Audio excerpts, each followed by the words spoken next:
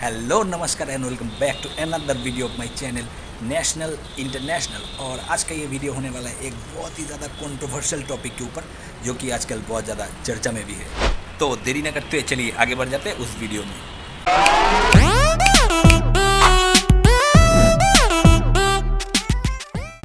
इस कंट्रोवर्सी का शुरुआत होता है 4/1/2024 को सोशल मीडिया पे 4 फोटोज पोस्ट होने के बाद, जो हमारे honourable prime minister Shri Narendra Damodar Das Modi ji ने किया था अपने रिसेंट लक्षद्वीप विजिट के दौरान। अपने ट्विटर हैंडल, इंस्टाग्राम और ऐसे कई सारे सोशल मीडिया प्लेटफॉर्म्स है, उनमें आप लोग पहले वो 4 फोटोज थोड़ा देख लीजिए।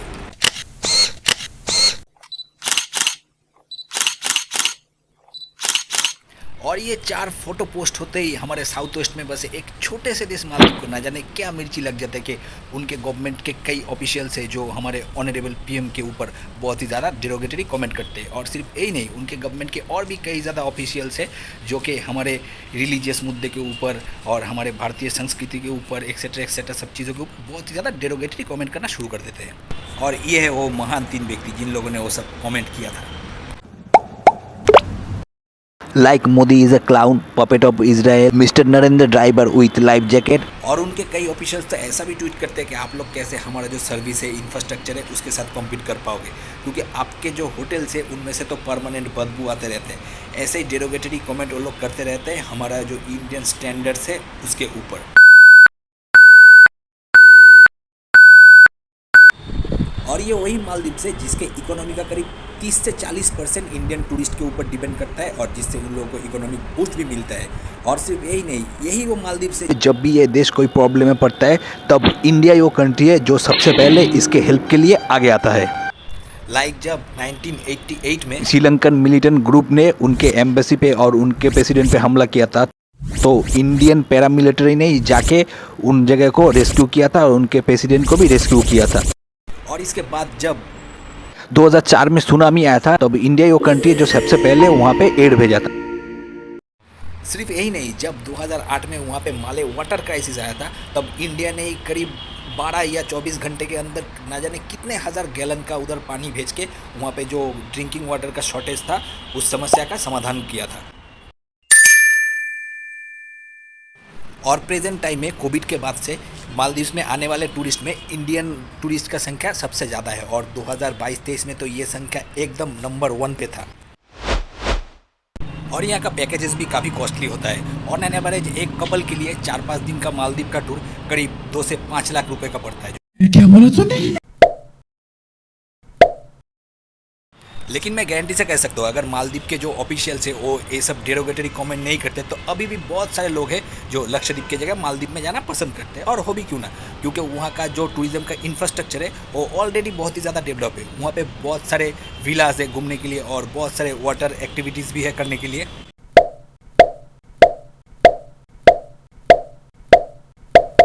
लेकिन मालदीव को लगा कि अगर लक्षद्वीप में टूरिज्म का डेवलपमेंट हो गया तो इसका डायरेक्ट इम्पैक्ट उनके इकोनॉमी में भी पड़ेगा। और इंडियन टूरिस्ट अगर मालदीव के जगह लक्षद्वीप में जाना प्रेफर करते रहे तो मालदीव में आने वाले इंडियन टूरिस्ट का जो संख्या है वो और ज़्यादा कम होते रहेगा। तो इसलिए वो लोग थोड़ा डर गए, और जो होना लाजमी भी है। लेकिन मालदीव गवर्नमेंट्स के ऑफिशियल्स ने ये जो ट्वीट किया था और उस चीज़ ने जो चिंगारी लगाया था वो एक आग का सैलाब लाने के लिए कहा था। और हम इंडियंस लोग इन सबको अपना ही इंसल्ट मान लेते हैं, और हमारी ट्वीट्स की वजह से ट्विटर, इंस्टाग्राम, फेसबुक और ऐसे ही हर कोई सोशल मीडिया प्लेटफॉर्म्स पे ट्रेंड करना शुरू हो जाता है। #Boycott Maldives, #visit our Indian islands, #चलो लक्षद्वीप, ये सब कुछ ट्रेंड करना शुरू हो जाता है हर एक सोशल मीडिया प्लेटफॉर्म्स पे। देखा आपने लापरवाही का नतीजा है। और मालदीव गवर्नमेंट्स के जो ये ऑफिशियल्स के जो ट्वीट है उसके बाद हमारे जो बड़े बड़े सेलिब्रिटीज़ है वो भी अब सामने आ रहे हैं, जो बॉलीवुड से है, जो क्रिकेट से है, ये सब भी मालदीव के अगेंस्ट में ट्वीट कर रहे हैं, जो और भी इस आग में घी डालने का काम कर रहा है। अक्षय कुमार, सलमान खान, कार्तिक आर्यन, हार्दिक पांड्या, शिल्पा शेट्टी और भी कई सारे हैं। लेकिन वो लोग जो कर रहे हैं मेरे हिसाब से तो एकदम सही कर रहे हैं, और मैं तो एकदम सरप्राइज हूँ देख के कि पहली बार ये लोग एकदम इंडिया के फेवर में स्टांस ले रहे हैं। क्योंकि बॉलीवुड सेलिब्रिटीज़ का ज़्यादातर इंटेंशन रहता है कि इंडिया के फेवर में स्टांस ना लिया जाए। और इसी की वजह से ये जो #बॉयकॉट मालदीव्स, #चलो Lakshadweep, #visit our Indian islands, इस सब का जो ट्रेंड चल रहा है उसके ऊपर और भी ज़्यादा इम्पैक्ट पड़ रहा है। और इज़ माई ट्रिप जो कि एक ऑनलाइन ट्रैवल एजेंसी और एक एविएशन कंपनी है, उसका जो हेड है उसने भी अनाउंस कर दिया है कि मालदीव जाने वाला जो हर फ्लाइट है वो लोग कैंसिल कर दे रहे हैं। और इसी इंसिडेंट की वजह से उस दिन के बाद करीब 8000 होटल बुकिंग्स और 2500 फ्लाइट मालदीव्स के वो कैंसिल हो गए हैं।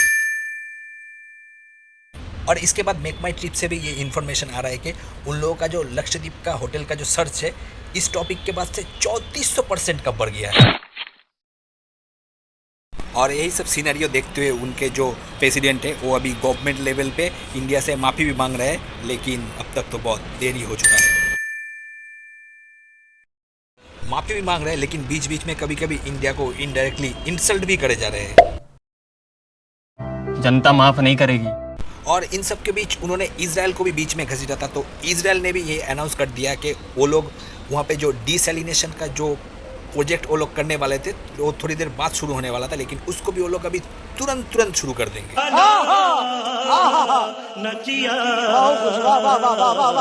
और मैं आप लोगों की जानकारी के लिए बताता चलूँ कि डिसैलिनेशन का मतलब ये होता है कि समुद्र के खारे पानी को पीने वाले पानी में कन्वर्ट करना।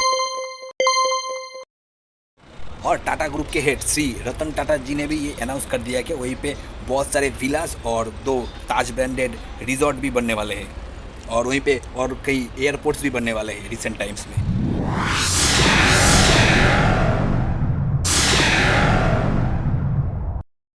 और ये जो एंटी इंडिया स्टांस है मालदीव के करंट गवर्नमेंट का, ये आज का नहीं, ये बहुत पहले का ही है। और ये लोग 2 साल पहले एक कैंपेन चलाए थे इंडिया आउट नाम करके, और मालदीव के लोगों के दिल में इंडियंस के लिए एकदम नफरत भर दिया था, और इसी के बलबूते पे वो लोग ये गवर्नमेंट में आए हैं। और इससे भी ज़्यादा हैरानी की बात यह है कि उनके जो एक्स प्राइम मिनिस्टर थे वो भी इस एंटी इंडिया या इंडिया आउट का जो कैंपेन है उसमें भी बढ़ चढ़ के हिस्सा ले रहे थे। मालदीव के करंट जो गवर्नमेंट है उसको प्रो चाइना ही माना जाता है, और इनका जो करंट प्राइम मिनिस्टर है वो आते ही पहले इनका जो इंडिया फर्स्ट पॉलिसी है इसको भी इन्होंने चेंज कर दिया, क्योंकि मालदीव गवर्नमेंट का जो प्रेसिडेंट सिलेक्ट होता है उसका पहला इंटरनेशनल ट्रिप इंडिया में ही होता है, लेकिन इसने ऐसा नहीं किया। इन्होंने पहला ट्रिप अपना टर्की में किया और दूसरा ट्रिप ये चले गए थे चाइना में, जैसे इंडिया को इग्नोर ही कर रहे हो ऐसे। और ये जो सारा वाकया हुआ है और उसमें मालदीवियन गवर्नमेंट का जो ये एंटी इंडिया स्टांस है उसमें कहीं ना कहीं पीछे से चाइना का ही सपोर्ट है ये माना जा रहा है। खैर और भी कई सारे मुद्दे हैं मालदीव गवर्नमेंट का ये एंटी इंडिया स्टांस के ऊपर, लेकिन मैं उन सब के बारे में अभी डिस्कस नहीं करना चाहता क्योंकि वीडियो बहुत ज़्यादा लंबा हो जाएगा। लेकिन हाँ, मैं ये ज़रूर कह सकता हूँ अगर आप लोग कोई अभी मालदीव जाने का सोच रहे हैं तो वो प्लान कैंसिल करके एकदम लक्षद्वीप में चले जाइए, क्योंकि अगर आप लोग मालदीव अभी चले गए और कोई पिक अपलोड किया तो बहुत ज़्यादा गाली वाली पड़ेगा। और हम लोग अपने ही आइलैंड्स को प्रमोट क्यों ना करें, आप लोग सिर्फ लक्षद्वीप ही क्यों, अंडमान जाइए, दादर नगर हवेली जाइए, दमन दीव जाइए, ये सब जगह भी अनएक्सप्लोर्ड है, उसको भी एक्सप्लोर कीजिए। और इन सब जगहों की भी खूबसूरती मालदीव से किसी एंगल में कम नहीं होगा। जहाँ मालदीव के 4-5 दिन का टूर पैकेज एक कपल के लिए करीब 2 से 5 लाख रुपए पड़ता है ऑन एन एवरेज, या मिनिमम ही है, वही एक लक्षद्वीप का पैकेज करीब 1 से 1.5 लाख रुपए में हो जाएगा, और वो भी बहुत अच्छे से। और हाँ, मैं ये भी जानता हूँ कि आप लोगों में से बहुत सारे लोगों को ये सब जगह के बारे में पता भी नहीं होगा कि ये सारी जगह इंडिया में कहाँ पे है, तो मैं स्क्रीन रिकॉर्डिंग करके वो जगह भी पॉइंट आउट कर दे रहा हूँ। ये है हमारा देश भारत, और ये है भारत के मेनलैंड के बाहर बाय साइड पे नीचे की तरफ जो आइलैंड दिख रहे हैं वो ये लक्षद्वीप, और ये नीचे जो मिनी को आइलैंड दिख रहा है ये है लक्षद्वीप का मेन आइलैंड, और ये है दादर नगर हवेली, और ये है दमन दीव। और रही बात खूबसूरती की, लक्षद्वीप में मालदीव के जैसे ही या फिर मैं कहूँ मालदीव से भी ज़्यादा खूबसूरत ये ब्लू पानी के समुंदर और ये सी ग्रीन कलर के पानी के समुद्री बीचेस भी आपको देखने को मिल जाएंगे, तो वो गलत नहीं होगा।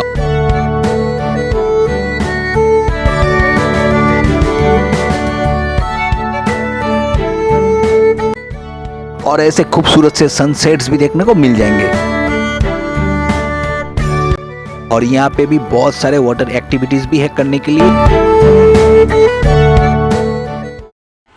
तो जाइए, बैकपैक कीजिए और एक बार लक्षद्वीप घूम के ही आइए। ओ और इस मुद्दे पे जो सबसे बड़ा हाईलाइट पॉइंट है वही तो मैं बताना भूल गया कि हमारे ऑनरेबल प्राइम मिनिस्टर जब लक्षद्वीप गए थे और वहीं पे उन्होंने जो फोटोज लिए थे उन सब के साथ जो उन्होंने ट्वीट किया था उसमें कहीं पे उन्होंने मालदीव का कोई जिक्र तक नहीं किया था। ये तो लेटेस्ट न्यूज़ है। तो आप लोग हमारे प्राइम मिनिस्टर जी के ट्वीट किए हुए उस फोटो को भी एक बार देख लीजिए और उसके बाद फिर विचार कीजिए। खैर जो भी हो, इस वीडियो को मैं यहीं पे एंड कर रहा हूँ। ये वीडियो अगर आप लोगों को अच्छा लगा तो वीडियो में लाइक, शेयर और कमेंट कर दीजिएगा और मेरे इस चैनल को भी थोड़ा सब्सक्राइब कर दीजिएगा और मेरे फेसबुक पेज और इंस्टाग्राम का भी लिंक मैं डिस्क्रिप्शन में दे रहा हूँ, हो सके तो उन सभी को भी थोड़ा फॉलो कर दीजिएगा। और हाँ, इसके बाद कोलकाता के अमेजिंग फैक्ट्स के ऊपर भी एक सीरीज़ आने वाला है जहाँ पे 3-4 वीडियो होंगे, उसको भी देखना ना भूलिएगा। और अरे क्या कर रही हो यार, वीडियो ख़त्म हो गया है। जाओ अभी और बैग पैक करो और एक बार लक्षद्वीप घूम के ही आ जाओ।